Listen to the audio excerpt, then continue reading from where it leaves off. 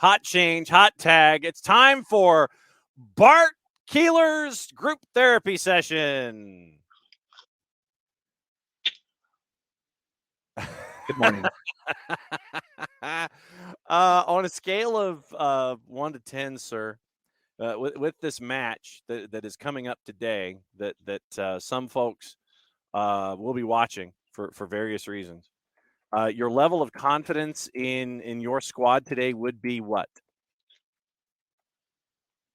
Oh, I mean, I think if you're looking at this match, Atlanta United should smash Memphis. So, confidence is through the roof.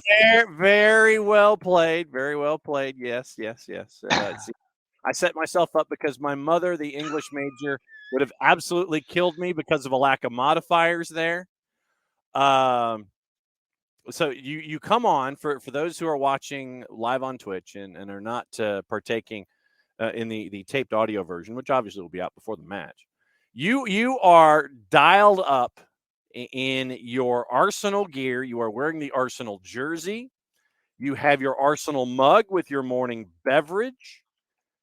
And you are prepared for a particular match this afternoon before the match this evening at the Fraction. And by the way, please use Action at the Fraction as a hashtag so we can all drive Jason crazy.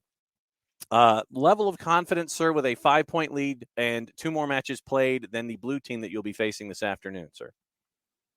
I mean, here's the struggle I've had over the past, 4 weeks? Is Arsenal has outplayed, outside of the second half of the Liverpool match, outplayed their opponents and been, frankly, unlucky to not win. If we can continue that performance level, I don't see why a draw tonight is not, feasible. And if you get a draw tonight, I feel very confident, right? Mm-hmm. Anything. I mean, if it's a loss, then my confidence is completely shot. But I feel confident that the team will be able to play well. Obviously, this dip in form is very much tied to William Saliba's absence from the back line. We've conceded 7 goals in 3 games. That is a problem. We know that Man City likes to score. They have a guy up front who's a robot who only knows how to score. But maybe tonight's the night that they actually have a slip up. They have been on a tear, and they are backed by blood money, literally, and that's good for them. They're able to buy those players, and they have a manager who is smart enough to use them well. On the other hand, Arsenal is actually trying to play soccer the right way, with the building an academy system, building up players that they bring in, and it's worked so far. I feel confident that we can get a draw. Let's just put it that way. I appreciate the fact that I won't get a sunburn sitting under all this shade you were providing. It's a very nice feeling. So how close did you come to dying last week? Because friends of mine, very close, Jared. I have other friends who are Arsenal fans, and I texted them as the game ended, and all of them sent various versions of, I can't live my life like this. The problem was that this was supposed, the problem with the Southampton match is that was supposed to be the easy one, right? And you come out with Aaron Ramsdale completing the dumbest pass a goalkeeper's ever tried, and it just completely flips everything on its head. Those are the little things that are not going in our favor right now, right? Hopefully we clean that up tonight. But yeah, I mean, the 2 draws that you had after leading 2-0 suck, but it happened. It does happen. Obviously, one of those to a Liverpool team that had an immense amount of help from the referees, and the other one, was just unfortunate that you were unable to secure a win when you had chances to. Again, I think Bukayo Saka took notes from Luis Araujo's penalty kick taking strategy, and that's probably a bad idea. Who, by the way, should not be an Atlanta United player by the end of the year. That's my hot take of the morning. There you go. But the Southampton match was supposed to be your easy one. And that should be, we should be 7 points clear right now. And this match shouldn't be as important as it. I mean, it's still massive. Like, obviously, this match was not going to be any less important necessarily, but it should have not been as vital. Let's put it that way.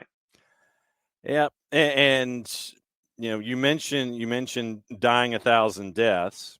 Then you've got what we had with Atlanta United this past weekend, where for the I don't know what team that was, John, but it didn't look like Atlanta United. Let's be real honest. Well, and for the second time this season, Atlanta United scores a goal at 90+9, and they're 2 goals at 90+9 in a year, and that had not happened in the previous 14 years combined in Major League Soccer.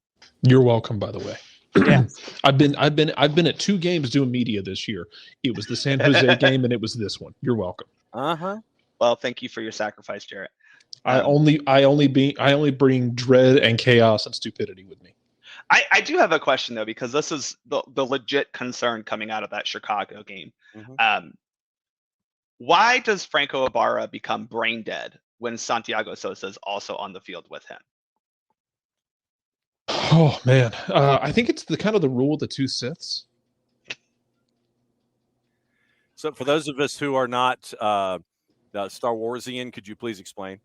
Well, I mean, there's 2 Siths, but you can only you have a master and apprentice, but you can't have 2 masters. The apprentice has to kill the master. I think this means Franco Ibarra has to kill Santiago Sosa or try and die trying. He has to succeed or die, but they can't exist together for an extended period of time. It's really frustrating because I do think part of it has to do with Santiago Sosa is probably we should just keep him to be the Miles Robinson replacement, because I think he does work best as a deeper lying player. Maybe you just convert him to a center back. I mean, what we saw in the Toronto match was, I think, the Santi Sosa that we've been waiting to see for quite some time. Sure. And then you put Franco Ibarra on the field and they suddenly don't know how to play soccer, either one of them. And that is truly a concern, because in theory, those 2 players should be able to exist together. But they just forget positional awareness, first touch awareness, how to pass a ball, because it was bad. Also, it definitely I think this is my excuse to the Chicago match, because I think, not an excuse, and I hate to use that word, but this is your excuse of why we did not play well. We had a lot of players look like they hadn't touched a ball in about 2 weeks. And when you look at our training reports for the past 2 weeks, that's probably true. Yeah. I mean, Franco, I don't know if he really played much soccer since getting that red card against New York City, because James Sands, you should have stuck with his yellow card, also put in a hard tackle against him. This is what I'm saying. The picture of that is still amazing. When you go back and look at the slowdown and realize the only reason there was a situation like that is because James Sands was clumsy and kicked the ball with his plant foot. Yes. Yeah. Abby, I didn't say Sosa played poorly. I said when Ibarra came on the field, it was really bad, because I don't know. So you're saying it's like matter and antimatter? Yes. But when they play like in a single pivot, as we use the word, they're both fantastic. They're both individually great. When we use what's apparently a bad word for some people to run a single pivot, but yeah, Ibarra had been one of the best 6s in the league early in the season.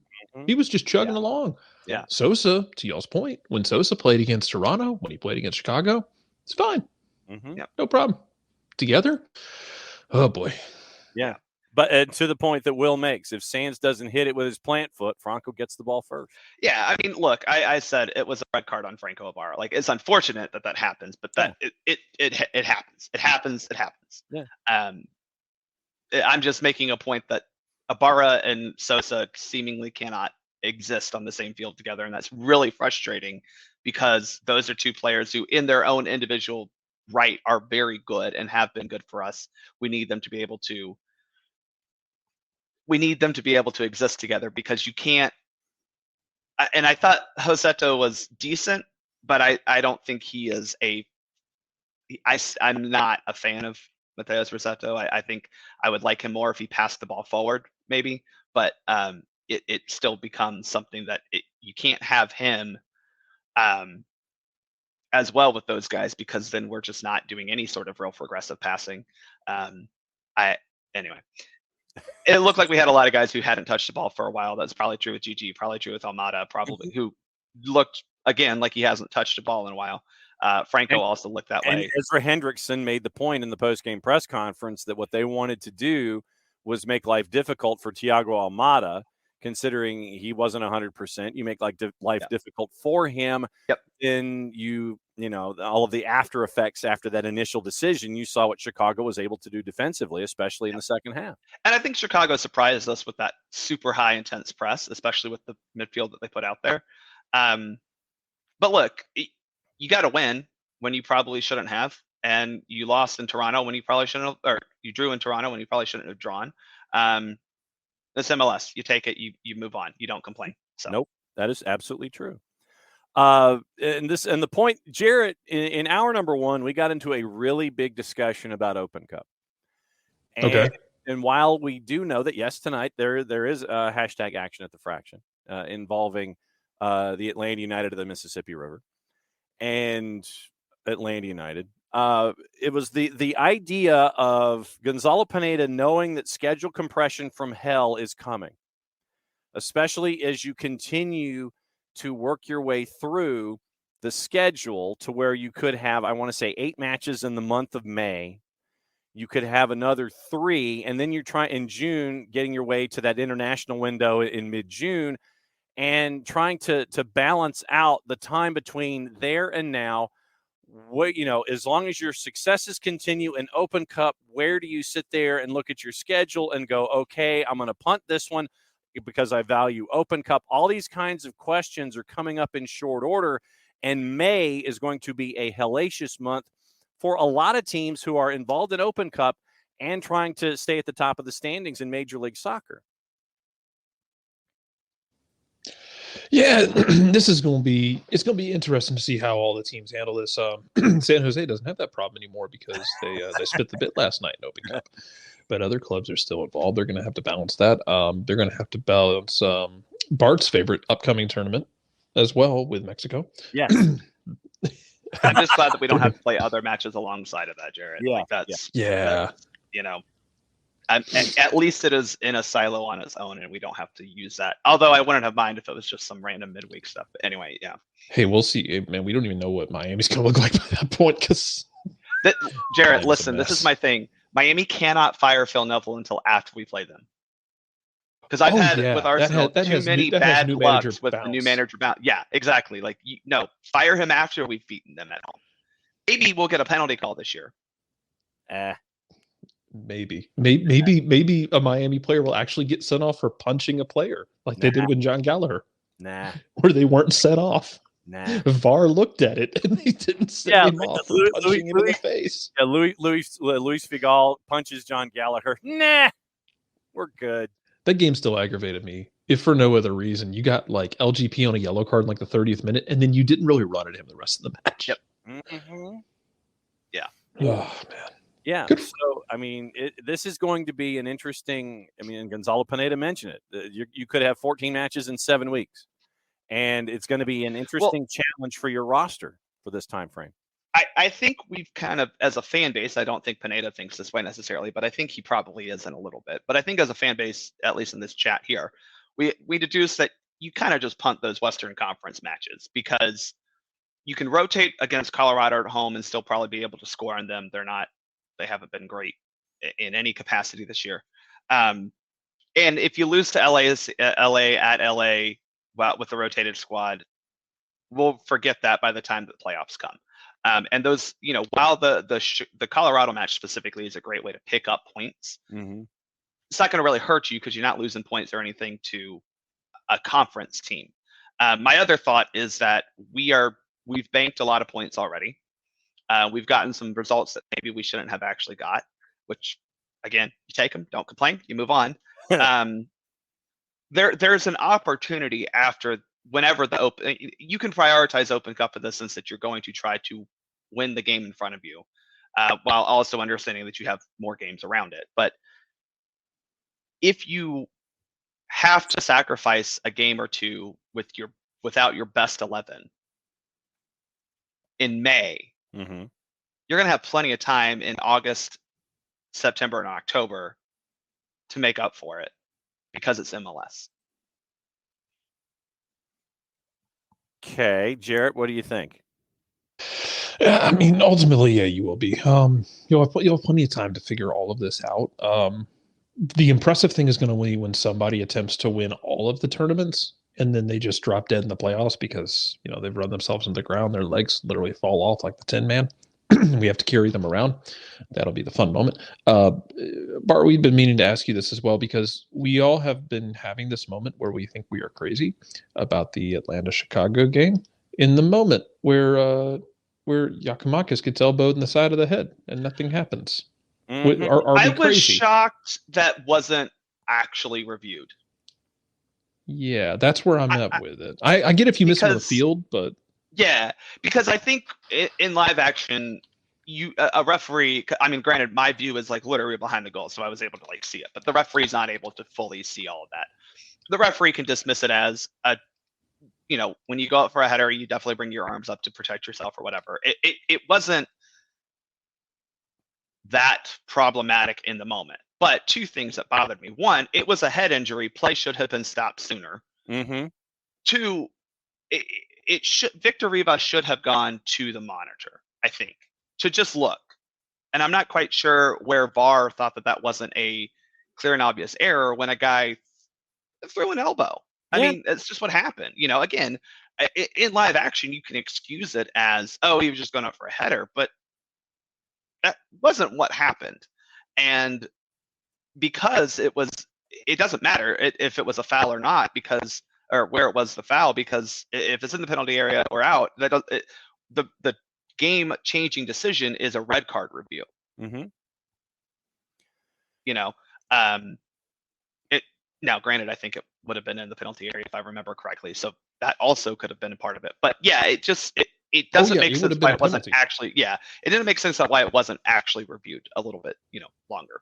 Yeah. Coco, the short answer, since Bart brings up the point about him seeing it better from behind the net, why does Vardon have access to a camera right behind and above both goals to look at plays in the box? Literally, it comes down to venue by venue and how many cameras you have available for a broadcast. And if you don't have something down the line, if you don't have your department store sponsored goal cam, if you don't have anything behind the net as a part of the actual broadcast inside the production truck, that's what you have access to. If you don't have anything outside of that, then you're not going to see what the average fan can see from behind the goal, where you get cleaned out by a forearm and nothing happens. I feel like MBS has those, so that's why I was also confused. Yeah, I mean, MBS may, but MBS cannot be used as an influencer. Because we've seen that. Yeah, I guess I'm just confused because we've seen that before on some of the goalkeeper interference offside calls. Right. MBS has their own set of cameras, and you can look at what MBS does, but MBS you cannot, if you are a network, you cannot go outside of the production truck for another angle to supplement what is on television. If you VAR, you're going by what's on TV, what you have access to in the production truck. You can't sit there and go, oh, I see on the Halo board that they have a different angle. That's not, unless that's available in the production truck, that you can't go outside. You can't go outside and go to a separate source to get that angle, Bart, that we all saw where it was a clear. Yeah, I'm confused why that angle doesn't exist, but yeah, anyway. But in TV production down here, you are pinned in by what the production truck has. Those are the only angles accessible to you, and you have to go by that. No matter what we see inside the stadium with the cameras that are there for MBS, you have to go by what Apple TV is showing with their production truck. You cannot go outside. You can't go outside. You can't color outside the lines to get a different angle to give you a different response. I mean, I get it. I get your point. I think there are other angles that you probably could have seen an elbow flying. Oh, no problem. Oh, absolutely. I mean, yeah. And once it comes down to those actual individual shooters, where are they focused? Are they focused on that action? Or are they on a different play? So literally you're kind of going by what is there and what isn't. The other one that I wanted to bring up in reffing down here this week, unless Jarrett has something else. No, go. Go off. Well, I mean, just the notion of player size and how it impacts calls, because Jarrett and I see this when we're up in Kennesaw. And by the way, yeah, there is hashtag action at the fraction tonight for Atlanta United and Memphis 901. A player like Johnny Viall or Alan Carlton. Mm-hmm. Johnny Viall is 5'3" and maybe 125 or 130 pounds soaking wet. What is he doing, holding a bowling ball? Basically, yes. Alan Carlton, 5'6", 130 was what he was listed at coming into this season. So sure, we see those players get fouled. Yet when you have someone who is Yorgos Yakimakis' size, yeah, is there a different perception or a different standard when it comes to what a player can stereotypically take physically when it comes to delivering a whistle and being called for a foul? Because, I mean, if you're a defender and you got Johnny Viall or Alan Carlton coming at you and literally you bump them, you could send them into row D. Yeah.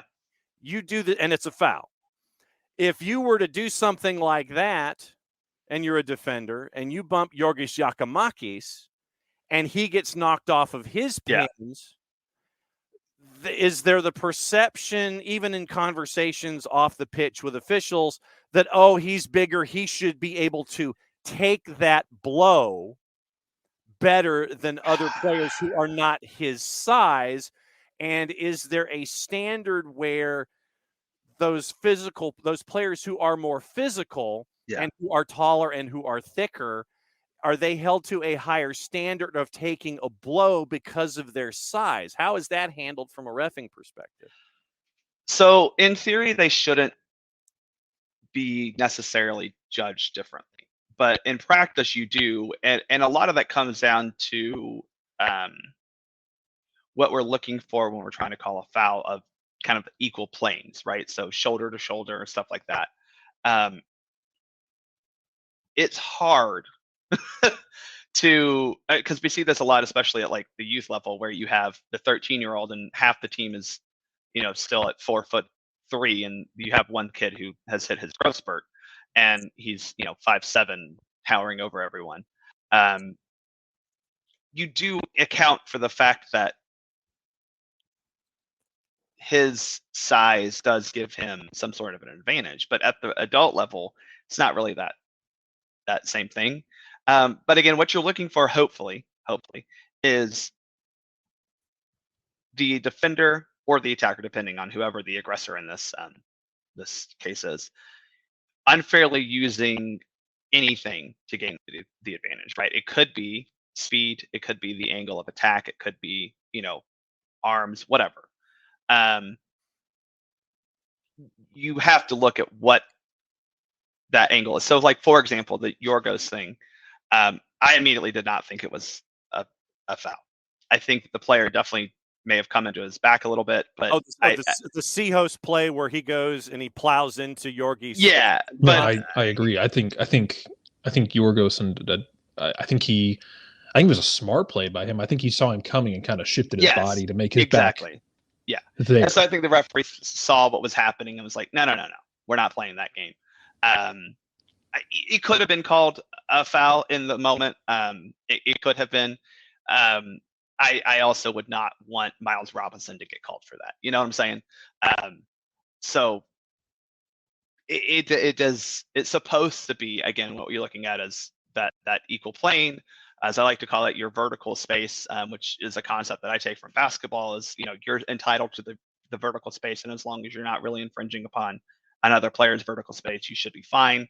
I don't necessarily think that was what happened in that moment. I think, Jarrett, as you said, Yorgos knew what was going on. He shifted his own body, and at that point, you've kind of abridged your own vertical space there. But I mean, the short answer is it shouldn't, but it does come into play. And how And you know, and I guess what I'm trying to ask here is the notion of fighting stereotypes and trying to call things. Well, it also comes into play, at least for I see it, it comes into play the opposite way, where if a small person runs into a big person and falls down, it's yeah. I'm very often like, sorry, dude, you shouldn't run into a tree. That's on you.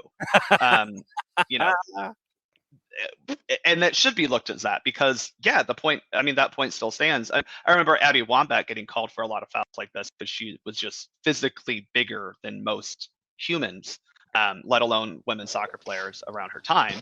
Oh, Jason has ranted about her for years because he was at UGA when she was at Florida. He would go to soccer games and she would just throw UGA defenders around because she was a beast.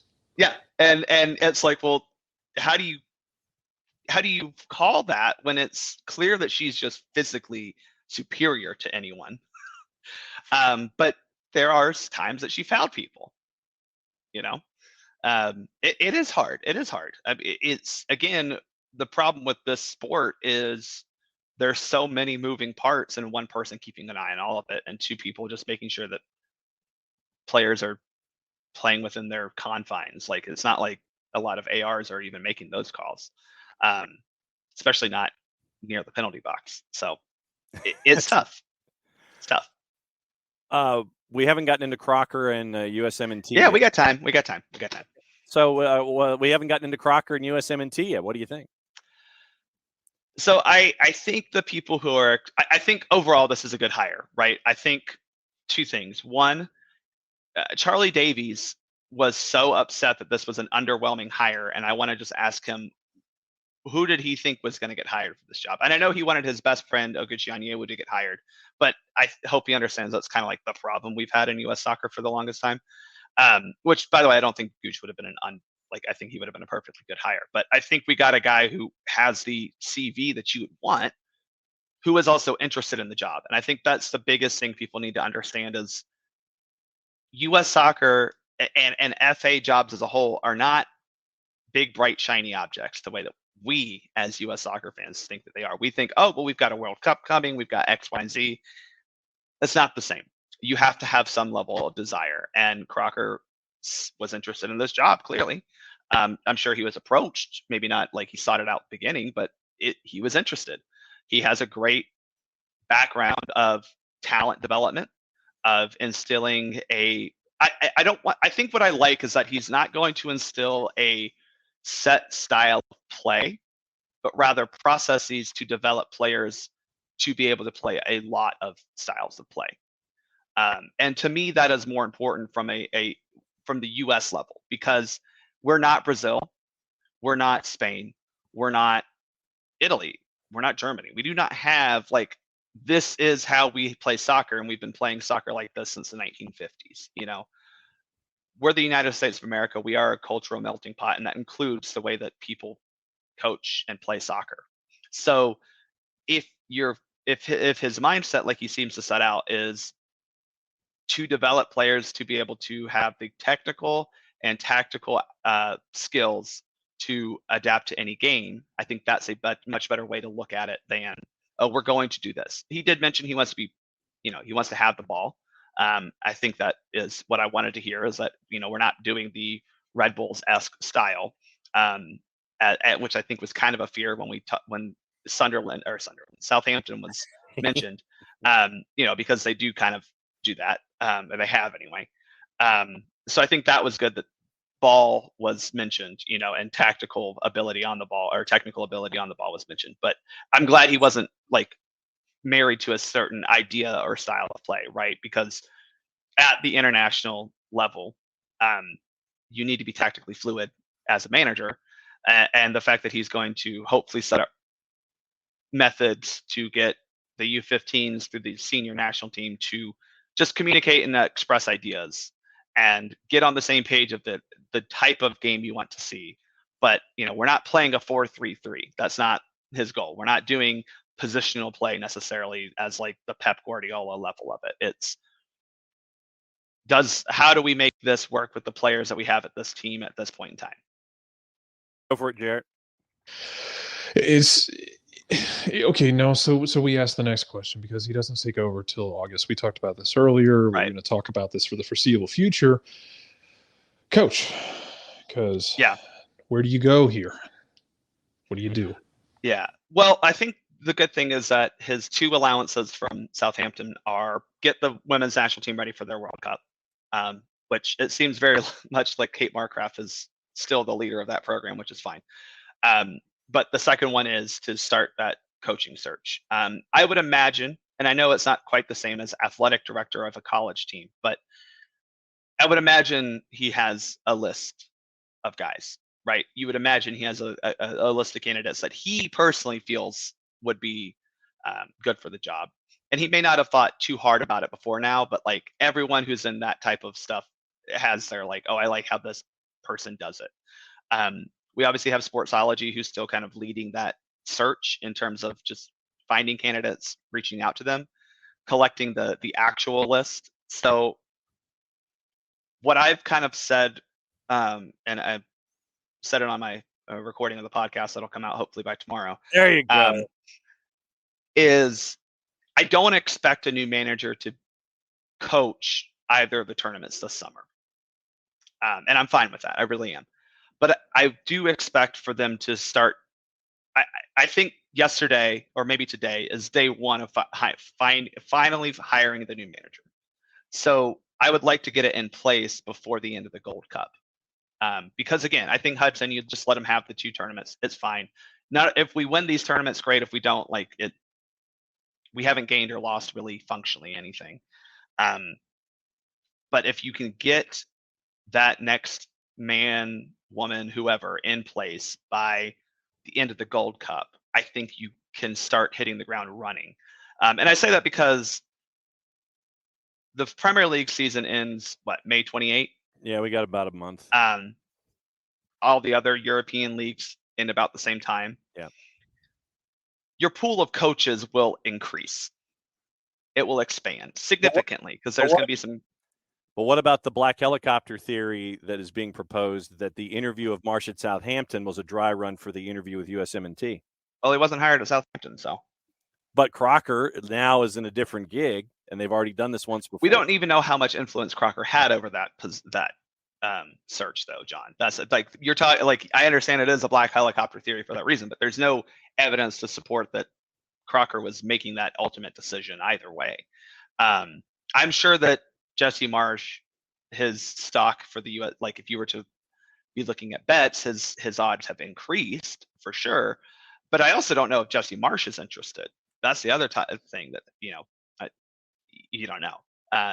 But again, probably Monday, May 30th, Black Monday. Mm-hmm. You have a much larger pool of candidates, and I would personally wait until then to make sure you have. And I get it; these are guys who are most likely let go, but I'd rather have you're going to have more options. You're not going to have to, and furthermore, you're more likely to have a club say, yeah, you can talk to our manager even if he is retained, than you are right now, especially for a lot of these clubs that are fighting for either a European spot or try to save off relegation in any of the number of leagues that we have. There's also the idea that you want to get guy now. I get it, but like, I don't think we're gaining or losing anything by not having a full-time head coach in place for the Nations League final or the Gold Cup. I really just don't. Jarrett, what else is on your mind before we let Bart go back to the real world and gnash his teeth before his matchup in the middle of the afternoon? Sorry, I got distracted by the Vic Beasley stuff from this morning. My calm is completely broken right now, and my soul is broken. Well, anytime I hate the city so much sometimes. Anytime Tack McKinley gets referenced, that's always a thing. Oh my God. Anywho, so I guess quickly, and you don't have to do an entire 11 because I know that's stressful. What would be the key changes you would make for tonight's game if you're given the lineup sheet just to try and balance things out against Memphis? Well, I think personally, I'm looking at the fact that Almada, Yorgos, probably Gutman aren't starting. Yeah. I would personally not play Almada or Yorgos because they need. I mean, Almada's still kind of recovering from an injury. I know it wasn't a big thing, but he did miss a match. I would take this as an opportunity to let him rest. I think Yorgos is definitely not playing no matter what. Same with Gutman. It's like, hey, give these players a rest. You can play Sejdic, Rossetto. You can play Sosa and Ibarra. Like, you can, not together, obviously, but you have 4 midfielders that you can still play. 5 if you want to give it to Jay Fortune, who, fine, whatever, do that. But I think you're definitely starting Ronald Hernandez. I think I'm still not sure if, and I said this earlier in the chat, I'm still not sure he's actually a human that plays soccer for Atlanta United. I haven't seen him. So Ronald Hernandez? Yeah. Oh, I can confirm he exists. Does he still play soccer, and is it for Atlanta United? We'll see that tonight. I think. I'm joking, but there will be miracles if you believe. It's a little shocking that he hasn't played this season. That's my point. But anyway, I think he'll start. I think Ricky Machop will start. Put him at the 9. Screw it. I don't care. Machop has done everything you could have asked him. Yeah, give the kid credit, man. I know they joke that Ibarra's the backup goalkeeper. I think Machop Chol is just your second or your third string of any position on the field anyway. Like, you put him at center back, he's still probably effective. So hey, look, the best thing I heard this weekend was we were in the locker room after the game. Somebody asked Clement Diop about you're the starting goalkeeper now. What's the game plan? He said, "Don't get hurt." Yeah, it's been a struggle for Atlanta United goalkeepers over the past year and a half. Well, you got Vicente Reyes signed on a 4-day deal. So the problem is Justin Garces is still recovering from ACL injury. I know. Yeah, so even your 6th string goalkeeper is banged up too. Yeah. I mean, honestly, let's just no. Hamid is look, if he stands on his head, great. He'll bitch about how he should be for the national team right now. Of course. Bill Hamid is he going to slander Brad Guzan again? Probably. Yeah. Well, I'm healthy, and I'll be like, well, you're not good at soccer, so pick which one you want. Pick a struggle, man. You're healthy. I have a goldfish. Oh, I'm sorry. I thought we were talking about things that don't matter. Yeah. No, I mean, look, you should be able to take care of Memphis. They're not a very good team in the USL. But they have grown into it over the last couple of matches, though. They're cool. unbeaten in their last 3, and I think they're starting to grasp kind of what Glassy wants them to do. And we should smash them. Yeah, you should. You should. Sorry. I just look. I think you're looking at rotating the squad out of necessity, not out of to save legs. That's where we're at right now. Obviously, I don't think Gigi's playing. I don't think Almada's playing, and I don't think Gutman's playing because they're still battling some injuries. It wouldn't surprise me if Ibarra doesn't start because he is still kind of coming back from, the challenge that James Sands put into him. So, I don't think he starts that, but I think he should play. Like, you bring him in at the second and in the second half and take off Sosa, and you should be good. Yes. I think whoever is playing, we're still good enough to beat Memphis. I really do believe that. Yeah, one of the bigger favorites on the board. As we should be. According to the juice box. Just don't pull a San Jose. No. Oh, yes. For the resident earthquake fan here that's a part of this. Sorry, Jarrett. Are you going to be trying to get as much work done as possible between now and the middle of the afternoon so your time is clear? Or are you sure? Yeah. Are you going to try and distract yourself with work while the match is going on? We'll see. Okay. We'll see. I have a list of things that I need to get done before 3 for sure. And after that, it'll be just sitting on the couch with my laptop open and responding to things as needed, probably. Yeah. But I'm going to work hard the whole day. That's my plan. Yes, that is true. You're going to work hard the whole day. At Soccer for US POD at Bartimus Prime 19. You said a new Soccer for US POD is coming out hopefully next couple of days. Hopefully by tomorrow. We'll see what editing I can get done tonight, and then get it out to you tomorrow morning. Hope to see some of y'all in Nashville. There you go. So yeah, I'll be there. Oh, okay. Are you sitting with the away section? Or are you in a cool person seat? No, I'm not a cool person. I'm going with a group of friends, and we're just going to go to Nashville, and we're going to stop. We've already made plans to stop at Buc-ee's on the way up. Go to Nashville, Calhoun, baby. Yep. Go watch the game. Maybe go to a restaurant afterward, or go to a jazz bar or something if we can find one. Very nice. And then crash get up Sunday morning, go have brunch, and beat all the bachelorette parties to brunch, and then hit Buc-ee's on the way home, and then go to the Twos game Sunday night. Yeah, sounds fantastic. Yeah, because it is Atlanta United 2 and Philadelphia Union 2, and it's a 6 o'clock start Sunday. I'm going to try and drink all of the mimosas wherever we go to make sure there are none left for the bachelorette parties on Sunday morning. There you go. Yes, Jason Nix, there is a Buc-ee's in Auburn. It is off the exit of the Auburn Technology Parkway.